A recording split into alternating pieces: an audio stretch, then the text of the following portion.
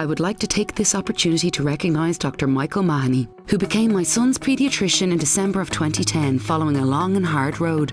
My son Christian was born in February 2009 and has a very complex medical history. For the first 18 months, I felt like I was banging my head against a brick wall, trying to get someone to help. My son was eventually diagnosed with eosinophilic esophagitis. And shortly after this diagnosis, we met Dr. Mahoney at the Midwestern Regional Hospital in Limerick. When I am in his company, all my fears and worries leave me. He's the most compassionate, caring, reassuring consultant I have met. But above that, he listens to me, lets me have an input into Christian's treatment, and even better, he doesn't just acknowledge Christian, but he plays with him and interacts with him.